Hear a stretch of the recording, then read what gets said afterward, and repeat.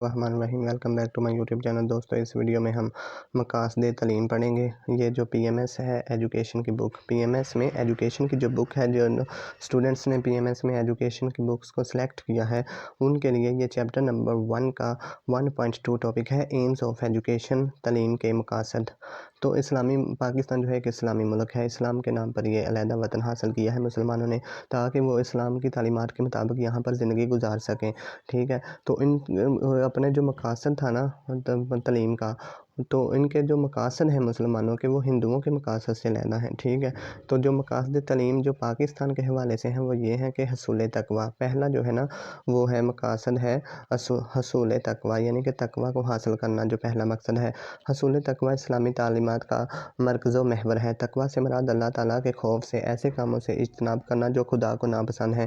اسلامی نظام تعلیم معاشرہ کو تمام اخلاقی برائیوں سے پاک دیکھنا چاہتا ہے۔ اس کے حصول کے لیے تقویٰ بنیادی اہمیت رکھتا ہے، یعنی کہ پاکستان ایک اسلامی ملک ہے۔ اللہ تعالیٰ کے خوف سے ہمیں جو تعلیم دی جاتی ہے کہ اللہ تعالیٰ جو ہے ناپسند کرتا ہے برے کاموں کو، تو ہم جو ہیں وہ تمام اخلاقی برائیوں سے باز رہیں۔ جتنا بھی کریکلم بنتا ہے، نصاب بنتا ہے، اس میں اسلامیات کے نصاب میں جتنے بھی کوئی نصاب دوسری بکس میں بھی یہی تربیت کی جاتی ہے کہ برے کاموں سے بچیں، بری صحبت سے بچیں، تقویٰ اختیار کریں، اللہ سے ڈریں، پرہیزگار بنیں، عبادت کریں۔ تو مقاصد تعلیم، پہلا ہمارے جو مقصد ہے نا پاکستان میں مقاصد تعلیم کا، وہ یہی ہے حصول تقویٰ، تقویٰ کا حصول ہے۔ ٹھیک ہے، اور ہم ایز اے مسلمان ہم چاہتے ہیں کہ اللہ تعالیٰ ہم سے راضی ہو، یہ بھی ہماری تعلیم کا مقصد ہے۔ رضائے الہی، اسلامی نظام تعلیم کے پیش نظر ایک ایسا سیاسی، معاشی اور مذہبی معاشرہ قائم کرنا ہے جس کا مقصد رضائے الہی ہو۔ رضائے الہی یہی ہے کہ تمام افراد اسلام کے سنہرے اصولوں پر کاربند ہوں، حقوق اللہ اور حقوق العباد کو پورا کرتے ہوں۔ جب رضائے الہی حاصل ہو جاتی ہے تو پھر کامیابیوں کے تمام دروازے کھل جاتے ہیں۔ جب اللہ تعالیٰ ہم سے راضی ہو جاتا ہے تو پھر تمام دروازے جو ہیں وہ کامیابیوں کے کھل جاتے ہیں۔ سورۃ توبہ میں ارشاد باری تعالیٰ ہے، اور اللہ کی رضامندی سب نعمتوں سے بڑھ کر ہے، بڑی کامیابی یہی ہے۔ اور ہماری تعلیم کا مقصد بھی یہی ہے کہ ہم رضائے الہی حاصل کریں۔ ٹھیک ہے، یہ مقصد ہوتا ہے ایک۔ اور آگے ہے عملی زندگی کی تربیت، جو ہے نا انسان کو اگر عملی زندگی گزارنی ہے نا تو اس کی تربیت اسکل بھی ہونی چاہیے نا، عملی زندگی کی تربیت۔ یہ تیسرا جو مقاصد ہوتا ہے نا اسلام میں، پاکستان میں اسلامی نظام میں تعلیم میں دنیاوی اور روحانی علوم کے حصول کے ساتھ ساتھ عملی زندگی کی تربیت کو بہت اہمیت حاصل ہے۔ عملی زندگی میں کامیابی کے لیے ضروری فنی تربیت، ٹیکنیکل ایجوکیشن اور مالی صحت بہت اہم ہے۔ اسلامی نظام تعلیم میں ان دونوں کا انتظام کیا جاتا ہے۔ قرآن پاک میں ارشاد ہے، حکومت کے اہل صرف وہی لوگ ہیں جو خدا کی نظر میں دوسروں سے ترجیح یافتہ ہیں اور جسمانی طاقت کے ساتھ علم بھی رکھتے ہیں۔ قائدانہ صلاحیت، ایک ایجوکیشن کا مقصد یہ بھی ہوتا ہے کہ قائدانہ صلاحیتیں پیدا کی جائیں بچوں میں۔ اسلامی نظام تعلیم جہاں افراد کو مناسب ٹیکنیکل اور جسمانی تعلیم دینے کا انتظام کرتا ہے، وہاں ان میں قائدانہ صلاحیت بھی پیدا کرتا ہے۔ قائدانہ صلاحیت کے حامل افراد پیشہ ورانہ مہارتوں کے ساتھ اسلامی تعلیمات سے بھی سرشار ہوتے ہیں۔ تاریخ عالم گواہ ہے کہ دنیا اسلام نے حضرت محمد صلی اللہ علیہ وسلم، حضرت عمر، حضرت خالد بن ولید، حضرت علی، طارق بن زیاد، محمد بن قاسم، صلاح الدین ایوبی اور محمود غزنوی جیسے قائد پیدا کیے جنہوں نے اپنی سیرت، کردار و کارناموں سے نئے باب رقم کیے ہیں۔ اور یعنی کہ ایجوکیشن کا ایک مقصد یہ بھی ہوتا ہے کہ قائدانہ صلاحیتیں پیدا کی جائیں۔ اس کے بعد ہے سیرت و کردار، یعنی کہ کریکٹر بلڈنگ۔ آپ جو اس پی ایم ایس کا جو سلیبس ہے اس کا جو چیپٹر نمبر 2 ہے نا، چیپٹر نمبر 2 ہے فاؤنڈیشن آف ایجوکیشن، اس کا topic number 2.2 role of education دیکھیں گے نا تو وہاں پر رول آف ایجوکیشن میں 5 پوائنٹ دیے ہوئے ہیں۔ پہلا ہے نیشن بلڈنگ، دوسرا ہے national cohesion and integration, character building, human resource development, world peace and prosperity. وہ بھی ان کے پانچوں کے ساتھ ملا لیں گے نا تو کافی 10-12 یہ پوائنٹ بن جائیں گے، تو اتنے کافی ہوتے ہیں پی ایم ایس میں۔ ٹھیک ہے، آپ نے لکھنا ہے کہ نیشن بلڈنگ یعنی کہ قوم کی بلڈنگ کرنا، قوم کو اچھے ایسے جو ہے نا ان کو بہتر انسان بنانا، پھر ان میں نیشنل کوہیجن اینڈ انٹیگریشن پیدا کرنا ان کے درمیان، پھر اس کے بعد ہے کریکٹر بلڈنگ، ان کے کریکٹر کرنا، جیسے سیرت و کردار بھی کہتے ہیں، یہی کریکٹر بلڈنگ ہے۔ اس کے بعد ہے ان میں درمیان ان کے ہیومن ریسورس ڈیولپمنٹ، یعنی ان کی ڈیولپمنٹ کرنا، وہ ہیومن ہے نا ان کی ڈیولپمنٹ کرنا، ورلڈ پیس اینڈ پراسپیرٹی کہ وہ دنیا میں امن قائم کریں، اور پراسپیرٹی یعنی کہ خوشحالی لائیں۔ تو یہ وہی پوائنٹ آپ نے یہ ان میں بھی شامل ہو جاتا ہے، یہ والا ٹاپک، اور یہ وہ والا اس میں بھی شامل ہو جاتا ہے۔ یہ دونوں ایک ہی ٹاپک کے 2 نام ہیں۔ ٹھیک ہے، سیرت و کردار، اسلامی نظام تعلیم میں کردار سازی کو بہت مقام حاصل ہے۔ سیرت و کردار جیسی اقدار سے افراد کو شخصیت کی متوازن اور مناسب تشکیل ہوتی ہے۔ بلند کردار افراد ایک مثالی معاشرے کو جنم دیتے ہیں۔ قرآن و حدیث میں بھی اخلاق و سیرت کی تعمیر پر بہت زور دیا گیا ہے۔ اللہ تعالیٰ نے انسانوں کی اخلاقی تربیت کے لیے دنیا میں 1,24,000 پیغمبر بھیجے۔ سورۃ المائدہ میں ارشاد ہے، اور جو کام نیکی اور خدا ترسی کے ہیں ان میں سب سے تعاون کرو، اور جو گناہ اور زیادتی کے کام ہیں ان میں کسی سے تعاون نہ کرو۔ جذبہ عمل یعنی کہ پریکٹیکل جذبہ عمل کرنا۔ اسلامی نظام تعلیم کا ایک اہم مقصد طلبہ میں جذبہ عمل پیدا کرنا ہے، کیونکہ عمل کے بغیر علم بے مقصد ہوتا ہے۔ عمل سے زندگی بنتی ہے، جنت بھی جہنم بھی۔ یہ خاکی اپنی فطرت میں نہ نوری ہے نہ ناری ہے۔ اسلام نہ صرف ایک مذہب ہے بلکہ مکمل ضابطہ حیات ہے۔ یہ اپنے پیروکاروں کو عملی زندگی کے لیے تیار کرتا ہے۔ یہی وجہ ہے کہ عالموں کو بار بار یہ تلقین کی گئی ہے کہ وہ اپنے علم کو پھیلائیں اور طلبہ میں جذبہ عمل بیدار کریں۔ حدیث مبارکہ ہے کہ قیامت کے روز ایسے عالم پر سخت عذاب ہوگا جو اپنے علم سے فائدہ نہیں اٹھاتا اور جس کے علم سے دوسروں کو فائدہ نہیں ہوتا۔ یعنی کہ عمل کرنا ہے، یہ نہیں صرف پڑھنا ہے بلکہ عمل بھی کرنا ہے۔ خود شناسی یعنی کہ اپنی آپ کی پہچان ہوتی ہے۔ جب ایک تعلیم کا مقصد کیا ہوتا ہے کہ آپ اپنے آپ کو پہچانیں، اپنے جو انر آپ کی کیپیبلٹیز ہیں، جو صلاحیتیں ہیں ان کو پہچانیں، نکھاریں، باہر نکالیں۔ تو یہ اتنی ایجوکیشن اتنی مشکل نہیں ہے، یہ صرف بہت آسان بک ہے۔ یہ دیکھیں، اپنے آپ کو پہچانیں، اس میں آپ جو مرضی سینٹینس لکھ دیں کہ ایجوکیشن دیکھیں اب انہوں نے کیا لکھا ہوا ہے وہ پڑھتے ہیں۔ خود شناسی کا مفہوم اپنے آپ کو پہچاننا ہے۔ جب علم حاصل کریں گے تو پہچانیں گے ہی۔ اپنے آپ کو پہچاننے سے مراد یہ ہے کہ انسان کو اس حقیقت کا ادراک ہو کہ وہ اشرف المخلوقات ہے۔ جی تو ہم پڑھ رہے تھے نا، خود شناسی یعنی کہ اپنے آپ کی پہچان۔ علم ہمیں اپنے آپ کی پہچان کرواتا ہے، بلکہ دنیا میں جو بھی انسان ہوتے ہیں ہم ان کو بھی پہچان لیتے ہیں کیونکہ ہم نے علم حاصل کیا ہوتا ہے نا، تو اس وجہ سے تو خود شناسی انسان اپنے آپ کو پہچانتا ہے۔ ادھر سے ہم پڑھ رہے تھے کہ خود شناسی کا مفہوم اپنے آپ کو پہچاننا ہے۔ اپنے آپ کو پہچاننے سے مراد یہ ہے کہ انسان کو اس کی حقیقت کا ادراک ہو کہ وہ اشرف المخلوقات ہے۔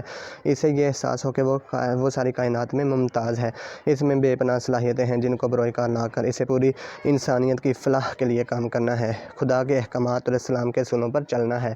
یعنی کہ علم حاصل کرنے کے بعد وہ اللہ تعالیٰ کے جو احکامات ہیں ان پر چلتا ہے اور اسلام کے اصولوں پر چلتا ہے، ٹھیک ہے۔ علامہ اقبال نے خود شناسی کو خودی کے روپ میں پیش کیا ہے۔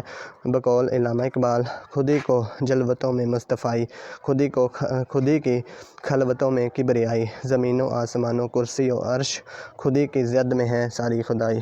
قرآن و حدیث میں بھی جگہ جگہ انسان کو خود شناسی کی تلقین کی گئی ہے، اس لیے اسلامی نظام تعلیم کے مقاصد میں خود شناسی کو بہت زیادہ اہمیت حاصل ہے۔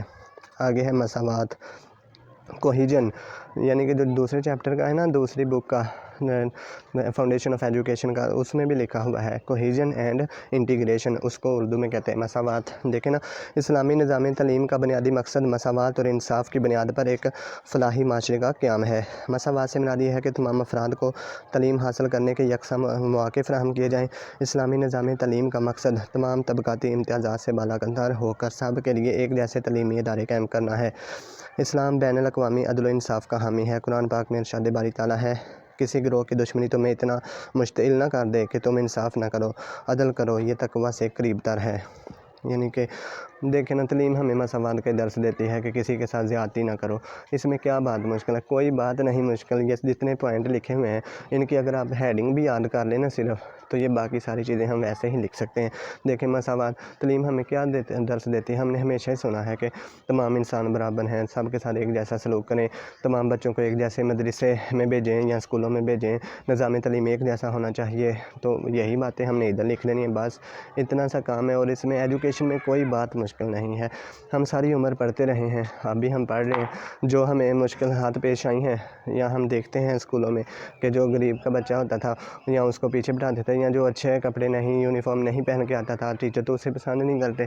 تو پھر اس گیپ کو ختم کرنے کے لیے یہ جو مشکلات ہوتی ہیں یا ہم دیکھتے رہے ہیں، ٹھیک ہے، ان کو ہم نے کیسے حل کرنا ہے، کیسے مساوات ہے۔ پھر ہم جب علم حاصل کر لیتے پھر ہم کہتے ہیں اچھا جب میں پڑھتا تھا تو پھر تو ایسے مشکلات ہوتی تھی نا، تو اب بھی ہوں گی، پھر ان کو ہم حل کرنے کی کوشش کرتے ہیں، ٹھیک ہے۔ تو یہی ہے کہ مساوات ہونی چاہیے۔ تعلیم نسواں یعنی کہ اسلام، دیکھیں اسلام کہتا ہے کہ علم جو ہے نا وہ مرد اور عورت دونوں پر فرض ہے، تو تعلیم نسواں پر تو اسلام نے لازمی زور دیا ہے نا، اس سے پہلے تو نہیں تھا تعلیم جو ہے نا وہ عورتوں کے لیے، لیکن اسلام نے تو دی ہے نا تعلیم نسواں جو ہے نا اسلامی نظام تعلیم نسواں کا خصوصی اہتمام کیا جاتا ہے۔ دیکھیں اسلامک سسٹم میں خصوصی انتظام کیا جاتا ہے، ان کے الگ اسکول بنے ہوئے ہیں، کالج بنے ہوئے ہیں، یونیورسٹیاں بنی ہوئی ہیں، وومن یونیورسٹیز، گرلز یونیورسٹیز، تو گرلز کالج اسکولز بنے ہوئے ہیں کہ وہ بھی تعلیم حاصل کریں اور بغیر کسی پریشانی کے حاصل کریں۔ تو پاکستان میں آپ دیکھیں ہر جگہ لڑکیوں کے علیحدہ اسکول ہیں، لڑکوں کے علیحدہ ہیں۔ تو تعلیم نسواں پر جو ہے نا وہ اسلامی نظام تعلیم بہت زور دیتا ہے۔ اسلام دنیا کا پہلا مذہب ہے جس نے عورتوں کو مردوں کے مساوی حقوق دیے ہیں، خاص طور پر علم حاصل کرنا سب پر فرض قرار دیا ہے۔ حضور اکرم صلی اللہ علیہ وسلم کا ارشاد ہے، علم حاصل کرنا ہر مسلمان مرد اور عورت پر فرض ہے۔ دنیا میں عورتوں کی آبادی کل آبادی کا تقریباً نصف ہے، اس لیے ان کو نظر انداز نہیں کیا جا سکتا۔ عورتیں تمام شعبوں میں اہم کردار ادا کرتی ہیں، لہٰذا اسلامی نظام تعلیم میں تعلیم نسواں کو بہت اہمیت حاصل ہے۔ تحقیق و تدقیق، یعنی کہ جو اسلامی نظام تعلیم ہے نا وہ اس بات پر بھی زور دیتا ہے کہ آپ تحقیق کریں، ریسرچ کریں، صرف رٹا سسٹم نہ لگائیں، جو بھی آپ کو نئی معلومات ملتی ہیں نا اس پر تحقیق کریں، آپ نئے سے نئے راستے تلاش کریں۔ چاند پر جیسے اب ہم چاند دیکھ رہے ہیں تو چاند پر پہنچیں، جیسے کہ انسان چاند پر پہنچ گیا، اب یہ سوچ رہا ہے کہ سورج پر پہنچیں یا دوسرے جتنے بھی پلینٹس ہیں ان پر پہنچیں۔ سورج پر تو پہنچ نہیں نہ سکتے، وہ تو گرم ہے نا، تو لیکن وہ دوسرے پلینٹس جو 8 پلینٹ ہے نا، مون پر تو پہنچ گئے ہیں، اب پلینٹ پہ پہنچنے کا کوئی کہہ رہا ہے کہ مارس پر مشن بھیجا ہے، مارس پر کوئی کہتا ہے جوپیٹر پر، کوئی سیچرن پر، کوئی یورینس پر۔ تو اس طرح یعنی کہ تحقیق کریں، کوئی بھی مسئلہ پیش آتا ہے اس کی تحقیق کریں آپ۔ جیسے پی ایچ ڈی کرتے ہیں نا تو وہ تحقیق ایک ریسرچ ہی کرتے ہیں، تھیسس لکھتے ہیں، ریسرچ کرتے ہیں، وہ کیا کریں آپ بھی نا۔ اسلامی نظام تعلیم تحقیق و تدقیق کے علمبردار ہیں۔ تحقیق کے بغیر ہم سائنسی دور کے تقاضوں سے ہم آہنگ نہیں ہو سکتے۔ یہی وجہ ہے کہ قرآن و حدیث میں بھی تحقیق و مشاہدے کی خصوصاً تلقین کی گئی ہے۔ ان کے پاس دل ہیں مگر وہ ان سے سوچتے نہیں، ان کے پاس آنکھیں ہیں مگر وہ ان سے دیکھتے نہیں، ان کے کان ہیں مگر وہ ان سے سنتے نہیں، وہ جانوروں کی طرح ہیں بلکہ اس سے بھی گزرے ہیں، یہ وہ لوگ ہیں جو غفلت میں کھو گئے ہیں۔ یہ سورۃ الاعراف میں ارشاد ربانی ہے، یعنی کہ یہ سورۃ الاعراف میں اللہ تعالیٰ نے فرمایا ہے کہ کچھ لوگ ایسے ہیں جن کے پاس دل ہیں، دماغ ہے، نہ ان سے وہ سوچتے ہیں نہ دیکھتے ہیں، جن کے پاس آنکھیں ہیں وہ دیکھتے نہیں، جن کے پاس کان ہیں وہ سنتے نہیں، یعنی کہ سرچ نہیں نہ کرتے، اس وجہ سے اللہ تعالیٰ نے فرمایا یہ۔ پھر سورۃ الملک میں بھی اللہ تعالیٰ نے فرمایا ہے، اے دیکھنے والے کیا تو رحمان کی آفرینش میں کہیں بھی کوئی نقص دیکھتا ہے؟ ذرا آنکھ اٹھا کر دیکھ، بھلا تجھے خدا کی اس تخلیق میں کہیں بھی کوئی شگاف نظر آتا ہے؟ علم کا حصول، اسلامی نظام کا ایک یہ بھی مقصد ہے کہ علم حاصل کریں نا، سارے جتنے بھی بچے ہیں وہ سارا علم حاصل کریں۔ علوم کا حصول، تمام علوم کا علم حاصل کریں جتنے بھی انسان ہیں۔ دیکھیں اسلامی نظام تعلیم میں دنیاوی اور دینی علوم کے حصول کا خاص اہتمام کیا جاتا ہے اور ان کے لیے الگ نصاب ترتیب دیے جاتے ہیں۔ قرآن پاک بجائے خود تمام علوم کا مخزن ہے۔ اسلامی نظام تعلیم میں جدید سائنسی علوم مثلا طبیعیات، کیمیا، حیاتیات، علم فلکیات، علم ریاضی وغیرہ کے ساتھ دینی علوم مثلا علم حدیث، علم تفسیر، علم فقہ، علم الکلام، تصوف، نحو، علم بیان، علم قرآن وغیرہ نصاب کا لازمی حصہ ہیں۔ یعنی کہ اسلامی نظام تعلیم میں نا ایک مقصد یہ بھی ہوتا ہے کہ سارے جتنے بھی علوم ہیں نا ان سب کی تعلیم دینی ہے، صرف یہ نہیں کہ صرف قرآن مجید کی تعلیم دیں، ٹھیک ہے نا، ہم ساتھ ساتھ فزکس بھی پڑھتے ہیں، کیمسٹری بھی، بایو بھی، کمپیوٹر بھی، کیونکہ ویسے تو ہم پیچھے رہ جائیں گے نا۔ دنیاوی علم بھی حاصل کرنا ہے اور آخری علم جو آخروی علم بھی جسے کہتے ہیں، یعنی کہ دینی علم بھی حاصل کرنا ہے اور جو ہے دنیاوی علم بھی، علم کی اشاعت بھی کرنی ہے، بعد میں علم کی اشاعت بھی کرنی ہے۔ اسلامی نظام تعلیم جہاں علم کے حصول کو اہمیت دیتا ہے وہاں اس علم کی اشاعت پر بہت زور دیتا ہے۔ علم کی اشاعت کے مقام کا اس بات سے اندازہ ہو سکتا ہے کہ ہمارے پیغمبر حضور اکرم صلی اللہ علیہ وسلم سب سے پہلے معلم تھے جن کی تبلیغ سے تعلیمات اسلامیہ کو فروغ حاصل ہوا، یعنی کہ جو علم حاصل کرنا ہے وہ آگے بھی پہنچانا ہے، اس کی اشاعت بھی کرنی ہے۔ آپ نے ایک حدیث سنی ہوگی نا، تم میں سے بہتر وہ ہے جو قرآن سیکھے اور دوسروں کو سکھائے، تو ٹھیک ہے نا، خود ہی نہیں سیکھنا، دوسروں کو بھی سکھانا ہے، تو علم کی اشاعت بھی کرنی ہے، یہی مقصد ہوتا ہے ایجوکیشن کا۔ تو یہ جو ہے نا ایمز آف ایجوکیشن تھا، بہت ہی آسان سا ٹاپک ہے۔ دیکھیں اس کو ایسے بھی کر سکتے ہیں کہ جو ہے نا مساوات، جب ہم ایجوکیشن حاصل کرتے ہیں نا تو بہت سارے یہ پوائنٹ جو ہے نا وہ ہمارے ذہن میں آتے رہتے ہیں۔ دیکھیں نا تو آپ جب ان کو اب پڑھیں گے نا تو آپ سوچیں ذرا 2 منٹ کے، یہ تو ویسے ہی ایک پوائنٹس اگر آپ کو ہیڈنگ یاد ہونا تو آپ اس کویشچن کو آسانی سے لکھ سکتے ہیں کہ مساوات اسلام، آپ نے ایسے ہیڈنگ لکھ لی نا مساوات، تو پھر آپ کچھ بھی لکھ دیں کہ اسلامی نظام تعلیم یہ چاہتا ہے کہ معاشرے میں مساوات ہو، تمام بچوں کو یکساں نظام تعلیم کے تحت جو ہے نا وہ تعلیم دی جائے، کسی کے ساتھ برا سلوک نہ کیا جائے، کسی کے ساتھ ایسے نیگیٹو جو ہے بیہیویئر نہ شو کیا جائے، تمام بچوں کے ساتھ ایک جیسا بیہیویئر شو کریں، بچوں کے دلچسپی کے مطابق انہیں پڑھائیں، تمام بچوں کو ایک جیسے ذرائع مہیا کریں، تمام بچوں کو بکس دیں، یعنی کہ یہ نہیں کہ صرف امیر بچوں کو دیں یا جابز جو ہیں وہ صرف امیروں کو دیں غریبوں کو نہ دیں، یعنی کہ مساوات، ہر چیز میں مساوات ہونی چاہیے۔ جب اگر ٹاپک لیں ہم تحقیق کا تو یہ ہے کہ ہمیں تحقیق کرنی چاہیے، نئی نئی راہیں ڈھونڈنی چاہیے، تھیسس لکھنے چاہیے، ریسرچ کرنی چاہیے تاکہ وہ نئے نئے دروازے کھلیں علم کے۔ تو اس طرح جو بھی آگے ایک ٹاپک نظر آئے تعلیم نسواں، یعنی کہ عورتوں کو بھی تعلیم دینی چاہیے، ان کی آبادی جو ہے وہ بہت زیادہ ہے، ان کو بھی ساتھ لے کر چلیں، ان کے لیے الگ اسکول کالج یونیورسٹیاں بنائیں، یہ بھی مقصد ہے تعلیم کا۔ بس یہ آپ نے ہیڈنگ یاد کرنی، باقی آپ جو مرضی لکھ لیں، اس میں آپ نے یہ جو پڑھ لیا ہے نا کچھ یہ لکھ دیں، کچھ اپنی طرف سے لکھیں، کچھ آپ کے آئیڈیاز ہوں گے، ان دونوں کو مکس اپ کر کے اچھا سا آنسر بنا کے آپ لکھیں تو ویل اینڈ گڈ۔ اب ہم جو ہے اس کا 3rd ٹاپک ہے نا وہ ہسٹری آف ایجوکیشن، اس کا پہلا ٹاپک تھا نا ہسٹری آف ایجوکیشن ان پاکستان، وہ ہم نے اس کا ذرا انٹروڈکشن پڑھا ہے، اس کا جو رہتا ہے نا دوسرا ہسٹری، تو وہ جب ہم 1947 کی پالیسی 59 کا پلان وہ پڑھیں گے نا تو پھر وہ خود بخود ہسٹری بنتی جائے گی، وہی ہم نے اٹھا کے ادھر جو ہے نا وہ اس کا آنسر بنانا ہے نا تو وہ ادھر بن جائے گا آنسر، ٹھیک ہے۔ تو ہمارا اب جو نیکسٹ جو ہے نا لیکچر ہوگا وہ 1947 کی جو پالیسی تھی نا اس پر ہوگا، ٹھیک ہے۔ تب تک کے لیے اللہ حافظ، پھر ملیں گے، اللہ حافظ۔